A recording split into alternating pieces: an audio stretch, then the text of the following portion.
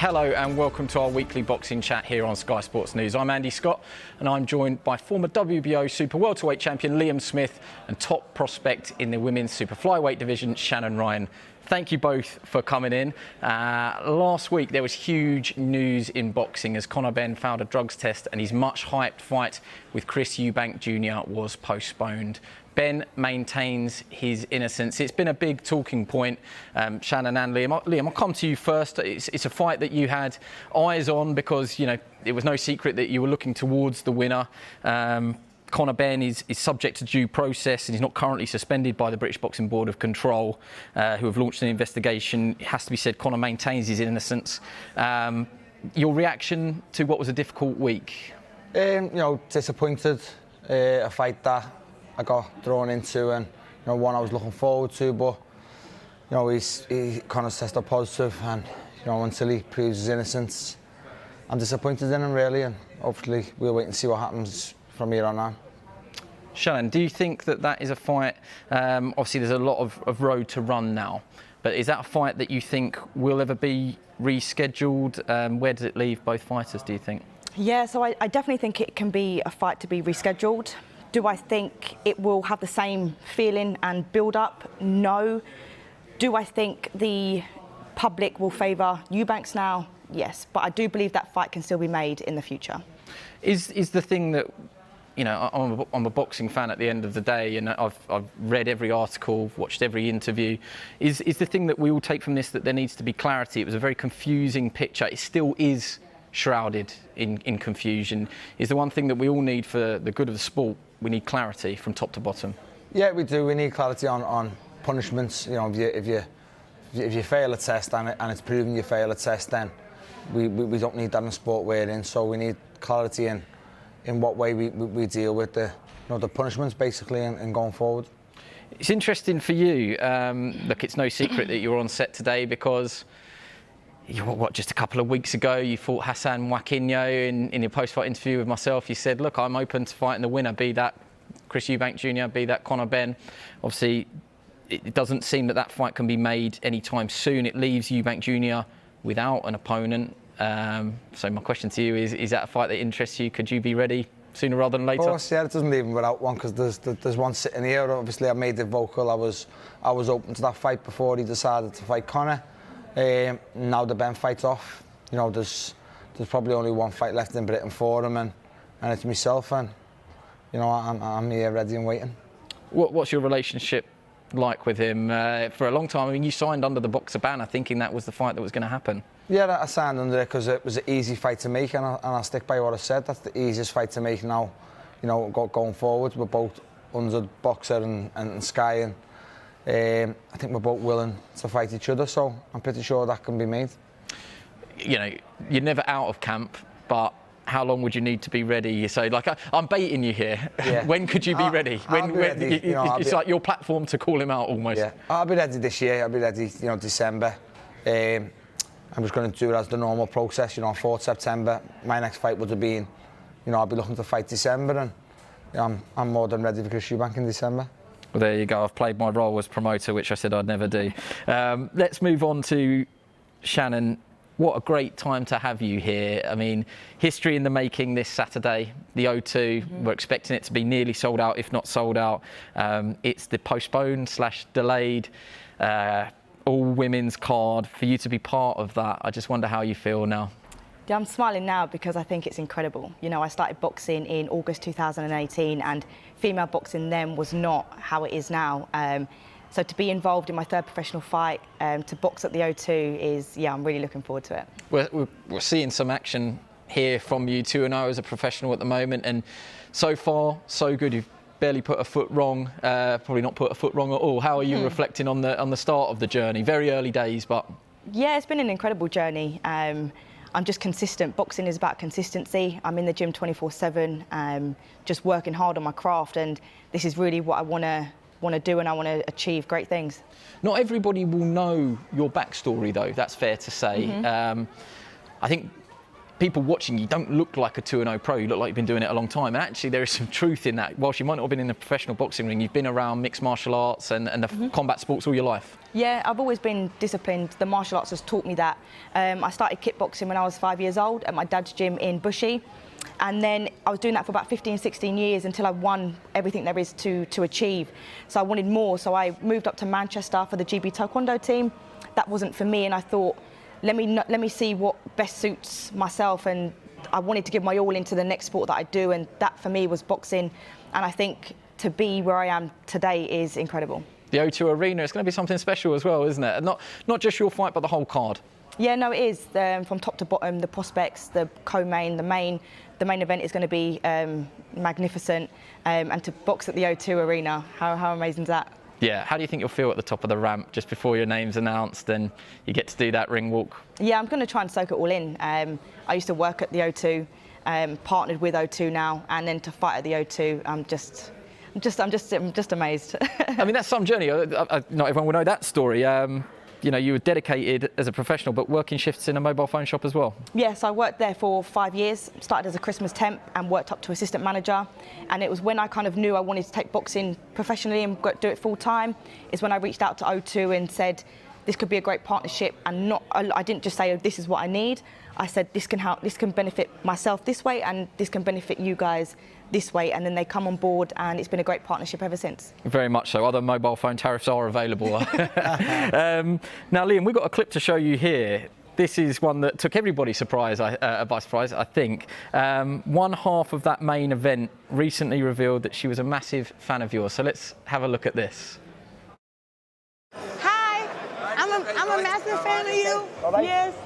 I was there. I came to Dallas when you fought against Canelo when you came out to that song. I've been loving that song ever since. Me on the Twitter. Yeah, I love it. Nice to hear, man. So she messaged you on Twitter to find out what your ring walk track was, and it turns out that she's a big Liam Smith fan. How funny is that? Yeah, it's strange, but only boxing can bring it to things like that. And you know, I'm a fan of her, but it's getting difficult now. Those lights are bright all of a sudden, aren't they? Yeah. So do I dare ask you for a prediction of how you see the main event going, or am I going to get you in trouble? No. I can't sit on the fence. I've never sat on the fence, so I can't now. And obviously, again, I'm a fan of Claressa, but obviously me pick Savannah, and obviously I'll be rooting for Savannah in this one.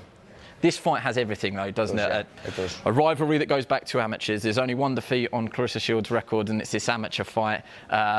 The grudge started there. It's gone all the way through. Yeah. We've had the postponement. We've had the war of words. Am I missing anything out? It's got everything, hasn't it? It's got everything. Obviously, the history to it, the delay has made it a little bit more, maybe a little bit more needle if there ever was not, if it needed any more. And you know, you can just tell they dislike each other, they respect each other, but I don't think they'll be sending each other Christmas cards.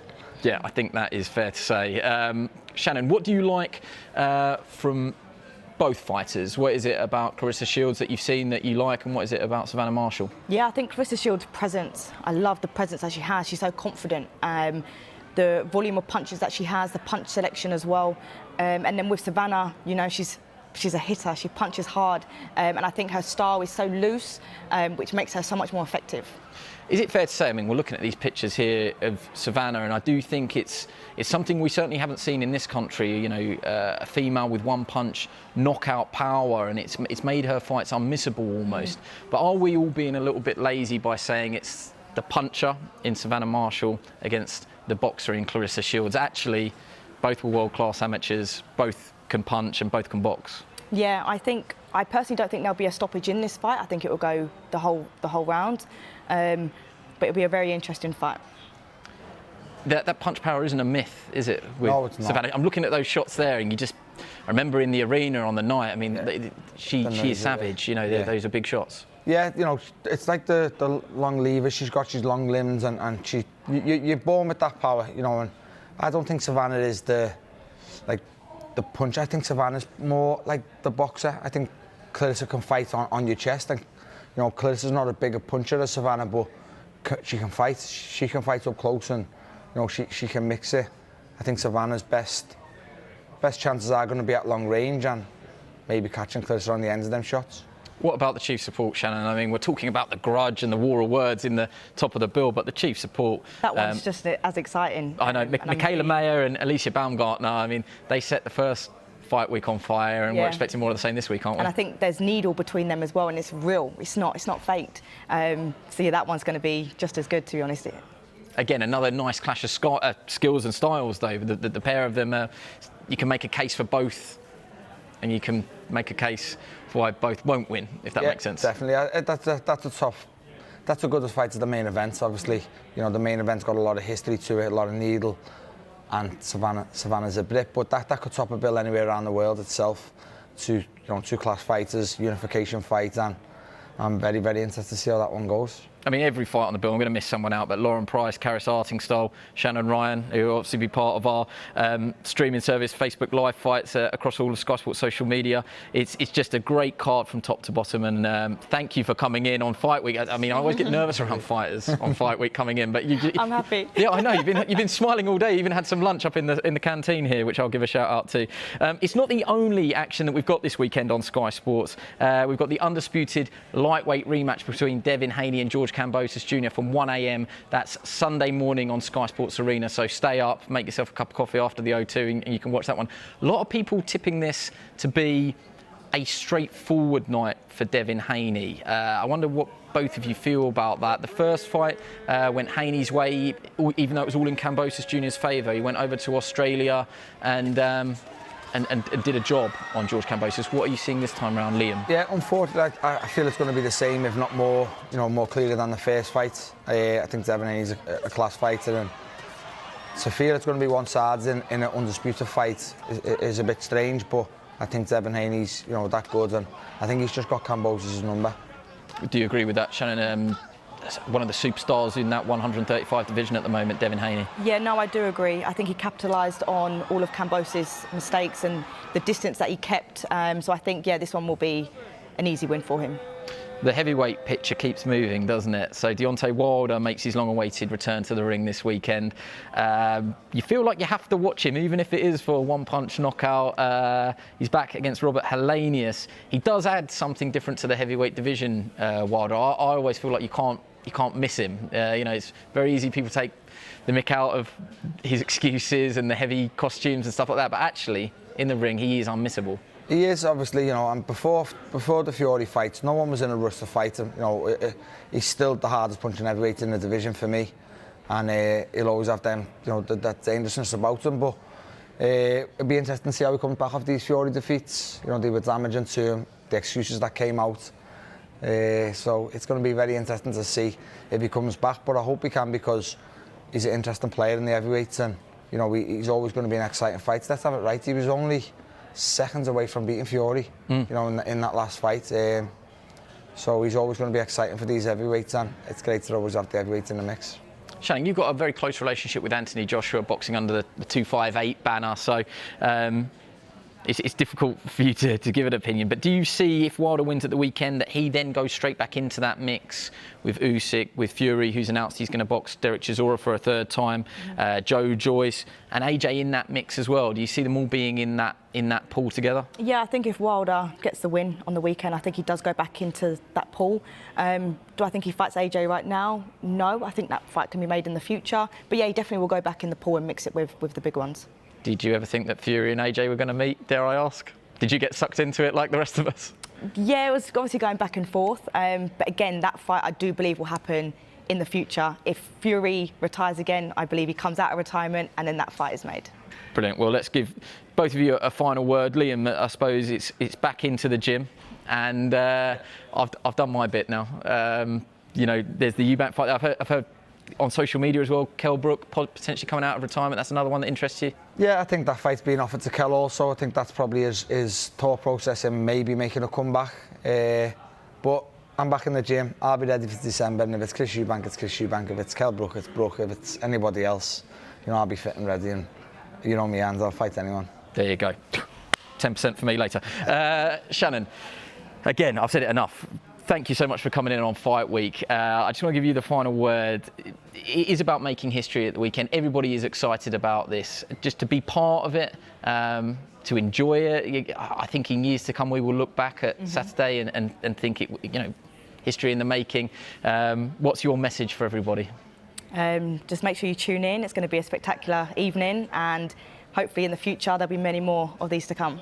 Yeah, we echo those sentiments. Thank you very much. My thanks to Liam and to Shannon. Great to have you on Sky Sports News with us.